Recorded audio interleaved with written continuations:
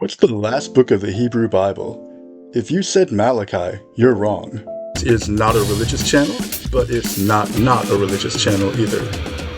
The order that a holy book is arranged actually matters more than what's in it. We tend to naturally assume books were written in the order we read them, but many books like the Bible are really volumes or libraries of books written in different time periods by different authors. How they're arranged can tell a different story. It could even determine which religion you follow. Sometimes this happens by accident, sometimes it's on purpose, and sometimes it's accidentally on purpose. If you're going to deconstruct a religion, then first you need to know the right order to read it in. Due to Muhammad's sudden death, the Quran wasn't actually finished. After his death, the surahs were arranged not in chronological order, but from largest to smallest. Yet if you read it in that order, then you may miss its 20-year literary development and the notable shift in tone from Mecca to Medina. When Joseph Smith claimed to have translated the Book of Mormon, the first 116 pages went missing.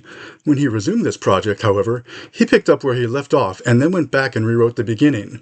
Rewriting the beginning of the book was probably an improvement, and it's advice I would give to any aspiring authors writing their own book. However, when you know this fact, the lack of specific names and details in the beginning become more apparent. You can also see that by this time, Joseph Smith had lost interest and had already started his next project of rewriting the Bible. The Sutta Pitaka, or sayings basket of the Buddhist Pali Canon, has 4 books of narrative discourses that read a lot like the Gospels, arranged by length, themes, or even just numbers, followed by a 5th volume of miscellaneous writings that didn't fit into the preceding categories.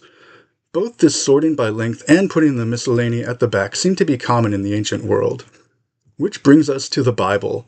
The Hebrew Bible actually ends not with the prophets, but with Chronicles, a miscellaneous post-exilic summary of the preceding Jewish history, with genealogies and a retelling of much of the same content as the books of Kings.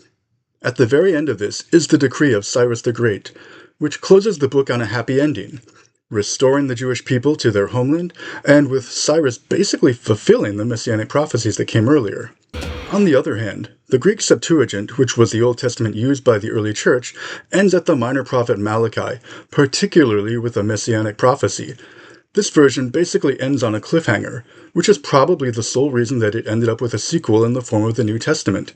I'm always shocked that more people aren't aware of this, since the sorting is perhaps the main reason that Judaism divided into different sects and then eventually split into a separate religion altogether.